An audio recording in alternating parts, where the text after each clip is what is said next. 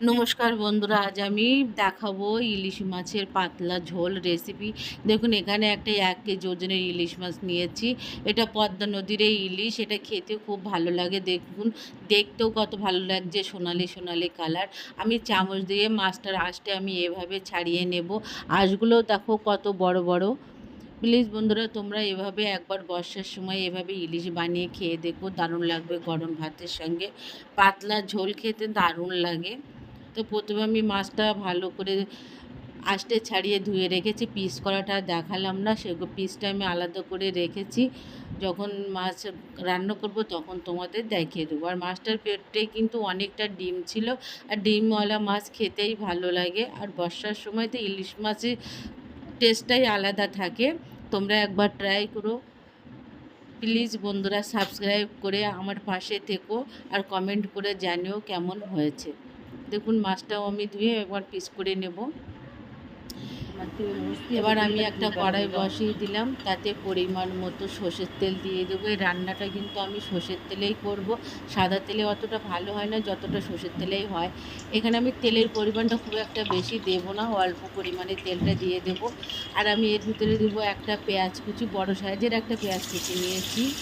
এবার এটা যত সময় ভাজা ভাজা হচ্ছে তখন আমি এখানে 5-6টা চেরা কাঁচা লঙ্কাও কেটে রেখে দিয়েছি। এবার পেঁয়াজটা ভাজা ভাজা হবে, তারপরে আমি যে মাছগুলো পিস করে রেখেছিলাম সেগুলো তোমাদের দেখিয়ে দেব। আর ইলিশ মাছটার ভিতরে আমি বেশি কিছু মশলা দেব না। ইলিশ মাছ যত কম মশলা দেওয়া যায় তত টেস্ট ভালো আসে। দেখুন মাছটার পেটে কত বড় বড় ডিম হয়ে গেছে। দেখুন আমি তোমাদের পিচগুলো দেখাচ্ছি। দেখুন তোমরা একবার ট্রাই করো বন্ধুরা, এভাবে বানিয়ে গরম ভাতের সঙ্গে সার্ভ করে খেয়ে দেখো, খুব ভালো লাগবে। আমার মাছগুলো এক এক করে দেওয়া হয়ে গেছে। এবার আমি পরিমাণ মতো লবণ, হলুদ গুঁড়ো, লঙ্কা গুঁড়ো অল্পই দেবো, আর দেবো একটু জিরে মরিচের গুঁড়ো। চাইলে তুমি জিরে মরিচের বাটাটাও দিয়ে দিতে পারো। এবার আমি পরিমাণ মতো জল দিয়ে দেবো, যেরকম হাতে মাখা মাখা ইলিশ মাছ হয় সেরকম। এবার একটা আমি খুন্তির সাহায্যে একটু নাড়িয়ে নেবো, বেশি নাড়াবো না তাহলে ভেঙে যাবে মাছটা। একটু নাড়িয়ে নেব। দেখুন আমি এভাবে একটু সাইড দিয়ে নাড়িয়ে নিচ্ছি।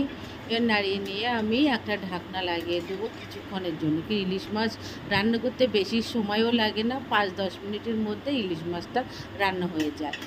এবার আমি একটা ঢাকনা লাগিয়ে 5 মিনিটের জন্য অপেক্ষা করব।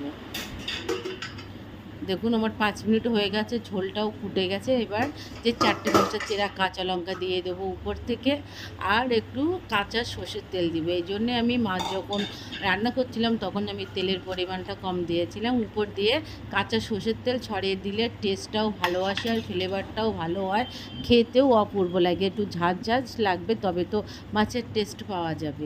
দেখুন আমি উপর দিয়ে একটু তেল ছড়িয়ে দিলাম। এবার আমি আবার একটু ঢাকনাটা লাগিয়ে দেবো। যে ইলিশ মাছের একটা গন্ধ বার হয়, সেই গন্ধটা ওর ভিতরেই থেকে যাবে, যেন বাইরে না ছড়ায়। এই জন্য দেখুন গন্ধটা খুব ভালো আসছিল। আমি একটা ঢাকনা লাগিয়ে 5 মিনিটের জন্য অপেক্ষা করবো। টোটাল আমার 10 মিনিটের মধ্যে ইলিশ মাছের ঝোলটা রেডি হয়ে গেছে। এবার আমি একটা পাত্রের মধ্যে ঢেলে নিয়ে গরম ভাতের সঙ্গে ইলিশ মাছ দিয়ে সার্ভ করবো। প্লিজ বন্ধুরা, তোমরা সাবস্ক্রাইব করে আমার পাশে থেকো। Thank you.